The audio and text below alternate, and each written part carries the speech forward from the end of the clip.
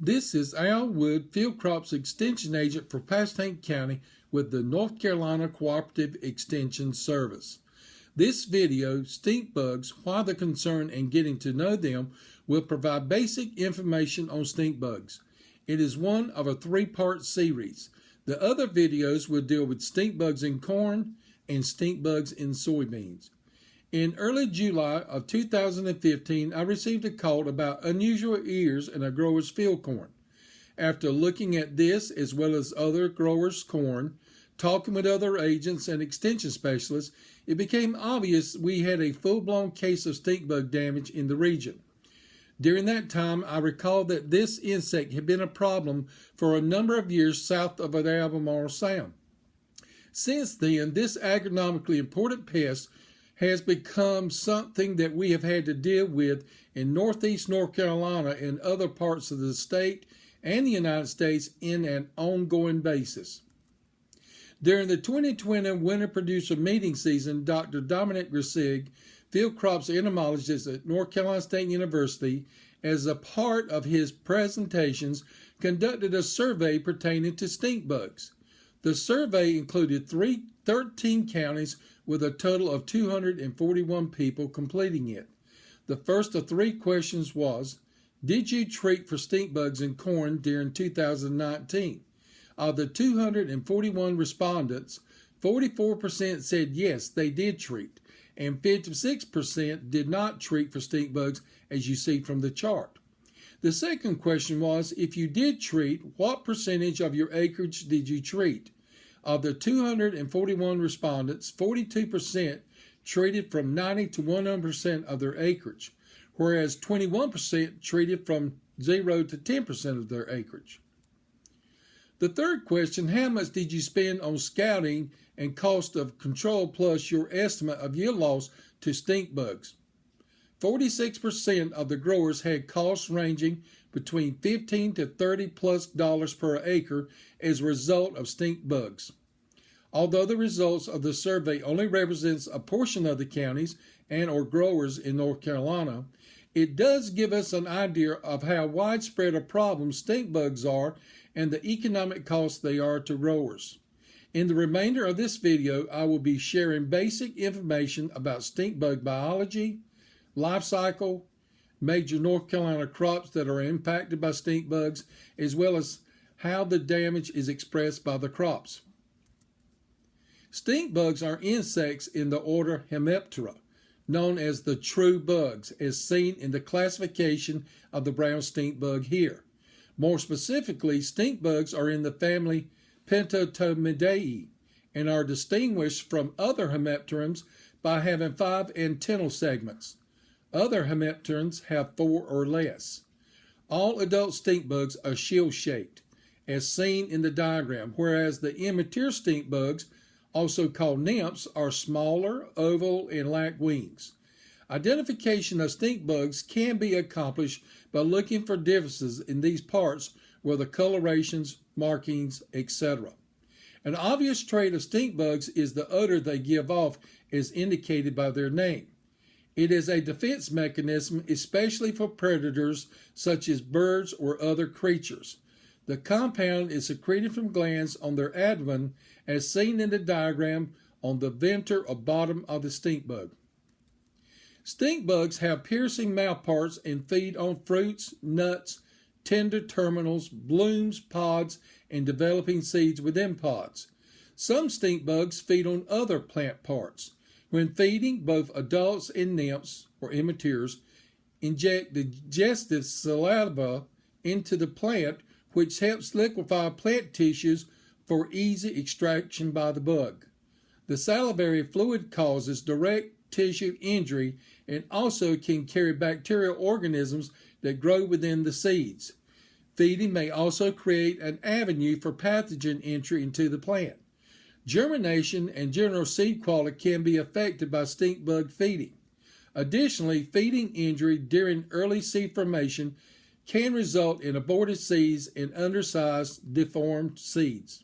In this image, a spined soldier bug has its beak inserted in and feeding on a moth. Stink bugs are characterized as being plant feeders or predatory, which means they feed on other insects.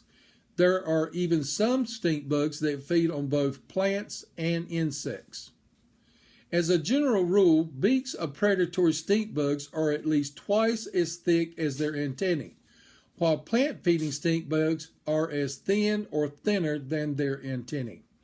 This characteristic holds true for adults and nymphs and can be easily seen with the hand lids. Here are some examples of plant-feeding stink bugs that are common to North Carolina. They include green stink bug, brown stink bug, southern green stink bug, brown marmorated stink bug, and harlequin bug. All of these plant-feeding stink bugs are major pests for a number of crops in North Carolina. Plant-feeding stink bugs prefer to feed on the developing seed or fruit of many hosts, including trees, shrubs, vines, weeds, and many cultivated crops. They may also feed on the stems and foliage when seeds and fruits are not present. The preferred hosts are nearly all uncultivated plants. Among the weeds that are favored by plant-feeding stink bugs include legumes, wild blackberries, Russian thistle, mustards, little mallow, beggarweed, crotalaria, and nutsedge. In addition to the plant-feeding stink bugs, predatory stink bugs feed on other insects that can be seen in our fields or gardens. These stink bugs are seen as beneficial insects that feed on other insects that damage our crops. Among those are spined soldier bugs and two-spotted stink bugs. Over 200 species have been reported as prey for these predators. Immature insects are their primary targets. The more important agricultural prey includes the larvae of the diamondback moth, corn earworm, beet armyworm, fall armyworm, cabbage looper, imported cabbage worm, European corn borer, and velvet bean caterpillar. Now let's look at the life cycle of stink bugs in general, as well as we'll see what the different stages look like with a few of our major stink bugs for North Carolina. Stink bugs of the temperate region generally overwinter as adults in protected areas such as ditch banks, fence rows, under boards and dead weeds, ground cover, stones, and under the bark of trees. The winter is passed in a physiological state called diapause, a type of hibernation. They become active during the first warm days of spring when temperatures rise above 70 degrees Fahrenheit.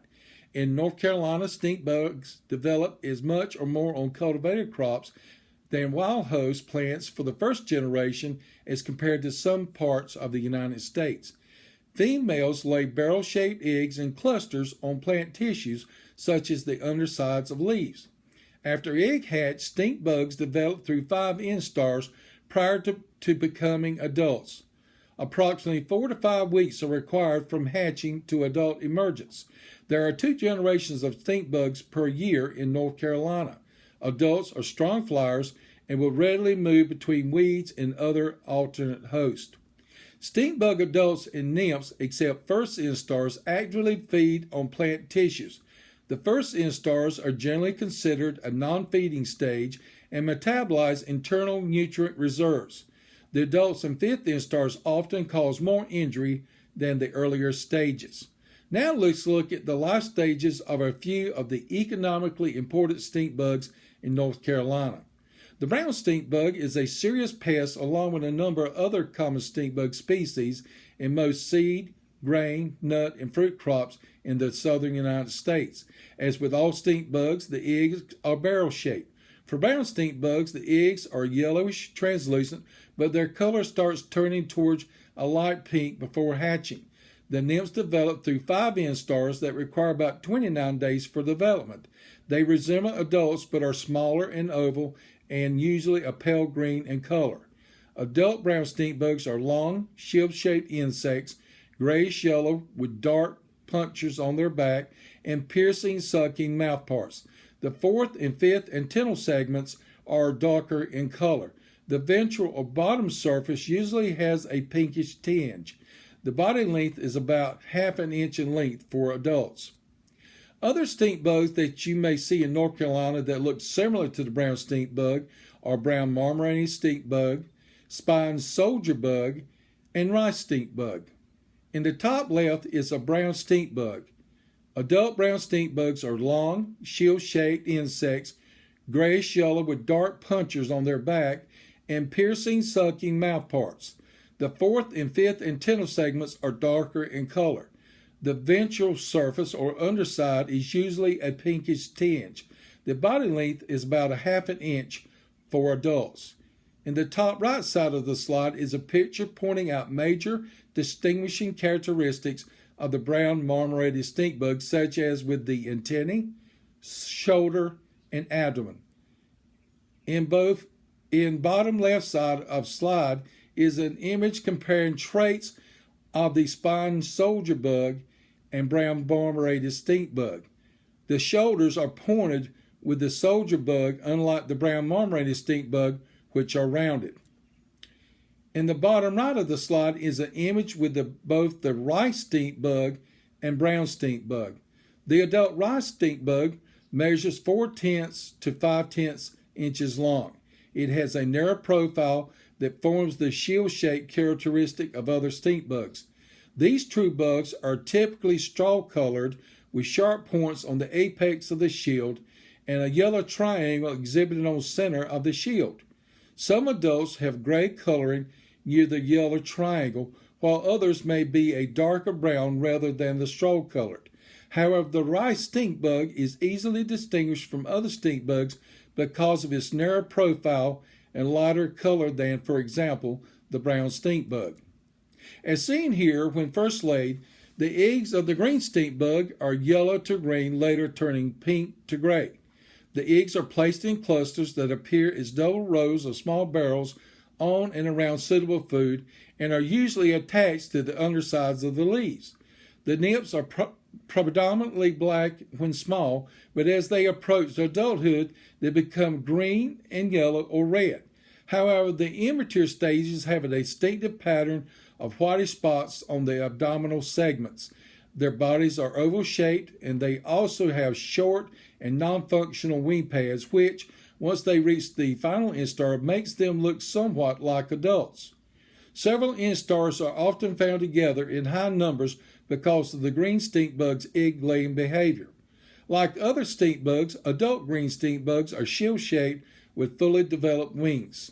They are solid light green and measure 1/2 to 3/4 inches in length.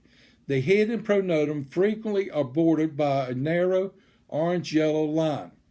Both adults and nymphs have piercing and sucking mouthparts for removing plant fluids. Green stink bugs, adults, are similar in appearance to the southern green stink bug, but can be differentiated by black bands on the antenna instead of a red antennal bands.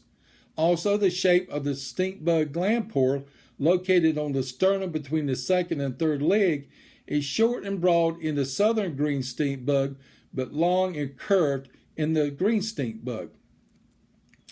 In North America, the southern green stink bug is limited primarily to the southeastern United States, Virginia to Florida in the east, Ohio and Arkansas in the Midwest, and to Texas in the southwest.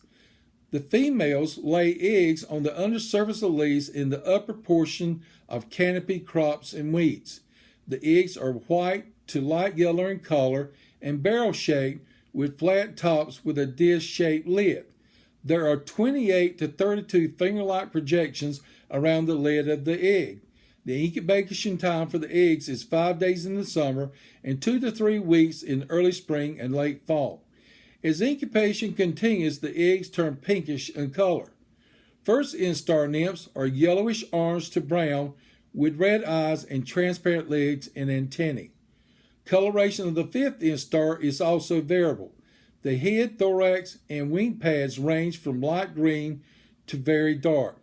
The abdomen is colored similar to the thorax and marked with rosy and white spots. The southern green stink bug develops through 5 instars in about 32 days. Females begin laying eggs about 14 to 20 days after attaining the adult stage. The adult is shield-shaped with an overall dull green color. Their eyes are dark red or black. Small black dots can be found along the sides of the abdomen. The wings completely cover the abdomen. The adults are about 1/2 inch in length, with adult males being slightly smaller than adult females. The harlequin bug is a southern insect ranging from the Atlantic to the Pacific coast. This insect is rarely found north of Colorado and Pennsylvania.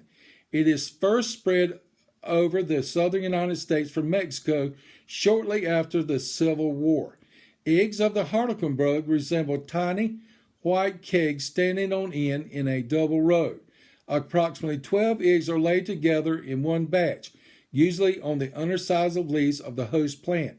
Each egg is marked by 2 broad black hoops and a black spot. The eggs hatch in 4 to 29 days, the time varying with the temperature. There are 5 to 6 nymphal instars that can feed and grow for 4 to 9 weeks before they are capable of mating. The head coloration of the nymphs ranges from pale orange in the first instar and dark orange in the second to fourth instar to black in the fifth instar.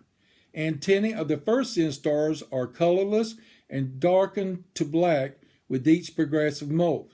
The thorax ranges from pale orange in the first instars to a final pattern of scarlet, white, yellow, and black in the fifth or sixth instars. The abdomen discoloration progresses similarly to that of the thorax, getting showier with each progressive molt. The adults are gaudy, red and black spotted stink bugs about 4/10 of an inch long with flat and shield-shaped bodies. At rest, the front pair of wings overlap and the insect's back pairs appears to be marked with a distinct X. Throughout most of its range, the harlequin bug continues to feed and reproduce during the entire year. Further north, the approaching winter drives the bugs into the shelter of cabbage stalks, bunches of grass, and other rubbish. Adults are usually the only stage to survive winter conditions. During the first warm days of spring, the adults emerge by the time the earliest garden plants are set out. Among the crops grown in North Carolina that are a host for various species of stink bugs includes the following: blackberry, cabbage, corn, soybean, cotton, tomato, eggplant, beans, and trees such as apple, peach, pecan, and cherry. In addition to monitoring for the presence of stink bugs to know the types and numbers, one set of information that is useful to be able to identify is the damage they cause on crops. With field corn, the damage resulting from brown stink bug feeding can be seen in several forms. If the feeding occurred during the seedling stage, it could be perforated leaves, tillers, or dead plants. When the young ear is forming, it could be malformed ear, or if the feeding occurred after the ear is fully formed and the kernels are developing, it could be individually damaged kernels. Unlike corn, stink bug damage in soybeans only occurs during the reproductive phase of the plant when pods and seeds are forming. As seen in this picture, the damage can vary from a reduction of seed quality to all the seeds in the pod being destroyed, causing a reduction in yield. Although stink bugs and leaf-footed bugs do not reproduce or develop on pecans, the feeding on pecans by the adults can cause significant crop loss. Their feeding on the nuts causes 2 types of damage: black pit, which is not shown here, and kernel spot, which is. Black pit occurs when stink bugs and leaf-footed bugs feed prior to shell hardening. The internal tissue of the nut breaks down and becomes discolored. Nuts with black pit drop prematurely from the tree. Determining the amount of nut drop from black pit is difficult because other factors can cause premature nut drop. Kernel spot occurs after shell hardening. Kernel spot is characterized by dark brown to black circular spots on the surface of the kernel. The area beneath the spots is whitish and is pithy and porous in appearance. The area where the spot occur are bitter tasting. However, the unaffected areas of the kernel taste normal. Kernel spot cannot be detected until after the nut has been cracked and shelled. Stink bug feeding damage is called cloudy spot in tomato fruit. It occurs when the adult or immature stink bug puts its needle-like mouthparts into the fruit and removes material from a large number of cells. On green fruit, the damage appears as whitish areas with a black dot in the center, and indistinct borders. On red fruit, the spots are golden yellow as seen in this image. Individual spots may be 1/16 to 1/2 inch in diameter, or the spots may merge and encompass a large area of the fruit's surface. Peeling back the skin shows these areas are white, shiny, spongy masses of tissue. With peaches, stink bugs insert their needle-like mouthparts into the fruit and feed on plant juices. Initially, the feeding sites are small, translucent, blue-green spots. Damaged flesh under the skin later turns into gray or whitish pithy areas. Gum may exude from feeding areas on green peaches. Because frost damage can also cause the peach to exude gum, examine the peach flesh for needle-like stains caused by stink bug feeding. Damaged areas will fail to grow, and fruit attacked early in the season develops irregular, depressed areas or dimples. This deforming of the fruit is called cat facing. On nearly ripe fruit, exterior symptoms resemble a bruise, and if the fruit is peeled, white, corky, or pithy areas will be found. Plants commonly attacked by harlequin bugs include such crucifers as horseradish, cabbage, cauliflower, collards, mustard, Brussels sprouts, turnips, kohlrabi, and radish. In the absence of these favorite hosts, tomatoes, potatoes, eggplant, okra, bean, asparagus, beets, weeds, fruit trees, and field crops may be eaten. Like other true bugs, the harlequin bug damages plants by inserting its beak-like mouthpart into plant tissue and sucking out fluids, which destroy plant tissue and potentially kills plants, particularly young plants. Damage appears as stippling or light-colored cloudy spots as seen in both images. Young plants will have larger areas of plant tissue with dead patches, easily seen in the collared leaf on the left, as well as wilting, deformed growth, and possibly plant death. There is a wealth of information out there about stink bugs, and a very good publication is the Field Guide to Stink Bugs. The link shown below will provide you with information on how to get a copy. Also, you can contact your local extension center with the North Carolina Cooperative Extension Service if you have questions about stink bugs in your crops or garden. For those people that live in Pasco County, contact me, Al Wood, by calling the phone number shown on the screen.